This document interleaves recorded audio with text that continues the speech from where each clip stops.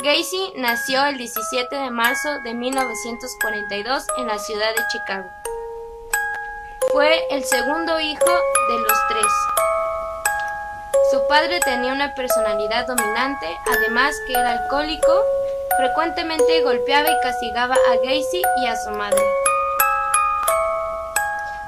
Gacy fue abusado sexualmente cuando tenía 9 años de edad, además que era homosexual. Tuvo problemas respiratorios, además de que sufrió un severo golpe en la cabeza, desmayos, epilepsia, y a los 16 años fue diagnosticado con un coágulo en el cerebro.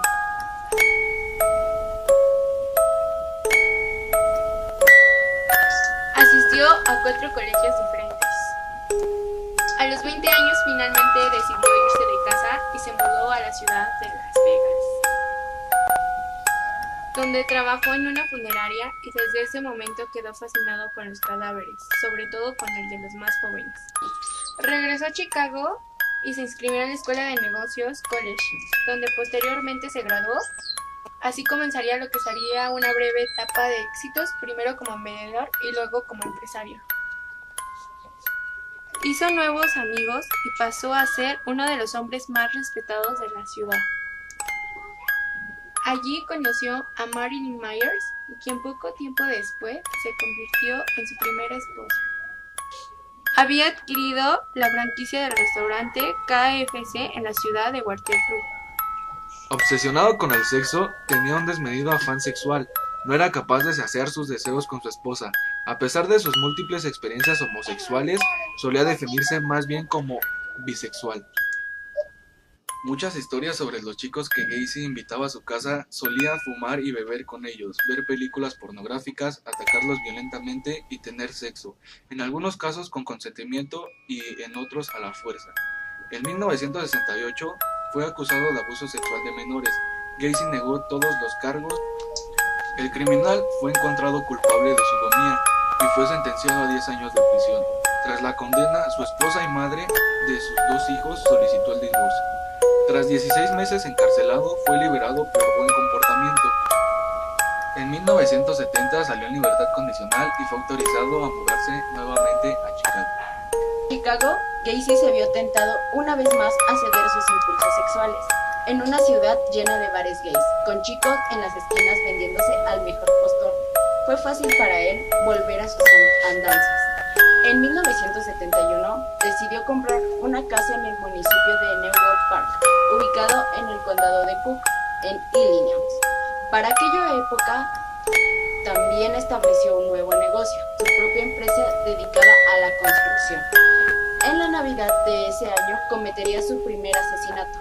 Un cliente homosexual le había sugerido un lugar para encontrar chicos jóvenes para ligar. Se trataba de la terminal de autobuses. Asimismo, le dijo sobre una calle que era famosa porque había chicos prostituyéndose. Una noche, el asesino fue hasta la terminal y recogió a un chico. Según la historia que contó Gacy, el adolescente lo amenazó con un cuchillo tras una lucha. El chico cayó herido. El asesino afirmó que escondido el cuerpo debido a que, por sus antecedentes, la policía no creía su historia. No obstante, se cree que lo que realmente sucedió fue que Gacy violó, torturó y mató al chico a puñaladas.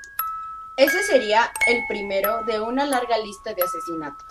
Poco tiempo después se casó nuevamente, Carol Goff, quien tenía 2 hijas. El matrimonio parecía feliz y Gacy pronto se convirtió en un respetado y querido miembro de la comunidad. Debido a que ya no era tan joven para pertenecer a la joven Cámara de Comercios, se ofreció para colaborar en la organización demócrata.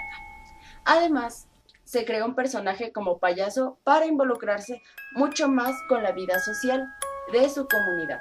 Gacy nombró a su personaje Pogo, y este se convirtió en una figura familiar que se encargaba no solo de recoger fondos para el Partido Demócrata, sino también de divertir a los niños en el hospital local.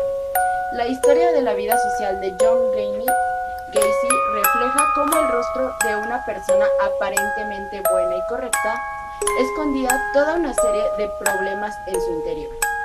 Pero había quienes sí veían los diferentes rostros de este brutal asesino. Sus empleados solían quejarse de que era tacaño con los sueldos y muchos de ellos se convirtieron en sus víctimas. Gacy aprovechaba cuando su esposa Carol no estaba en casa para llevar a sus amantes. Así pasaron unos años hasta que finalmente el matrimonio terminó por deteriorarse, hasta que en marzo de 1976 se divorciaron. Esto le dio al asesino una mayor libertad para llevar a sus víctimas a su casa y hacer con ellos lo que quisiera. El modus operandi de Gacy consistía en atar a sus víctimas, torturarlos de diferentes maneras y sodomizarlos sexualmente. El último paso era estrangularlos. El procedimiento fue revelado por David Daniel, una de las víctimas que vivió para poder contar la historia. Pero su final llegó con el secuestro de Robert Piest, un joven de 15 años. El chico estaba buscando un empleo de verano y al parecer Gacy le había ofrecido uno. El asesino lo llevó a su casa y allí lo asesinó. Las pistas llevaron a la policía hasta él, quien en un principio negó incluso conocer al muchacho. El asesino se deshizo del cuerpo en un río cercano. Posteriormente, las autoridades obtuvieron una orden para realizar un allanamiento a su casa. Fue en ese momento cuando comenzó a descubrirse todo. Policía encontró múltiples libros sobre homosexualidad y pederastía, videos pornográficos. En la segunda inspección descubrieron la verdad. Calefacción encendida, un olor fétido que inundaba la casa.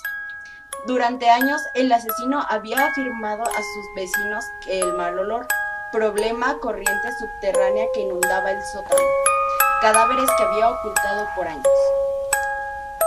En diciembre de 1978, John Gacy confesó 7 años de crímenes. El primer asesinato ocurrió en 1972.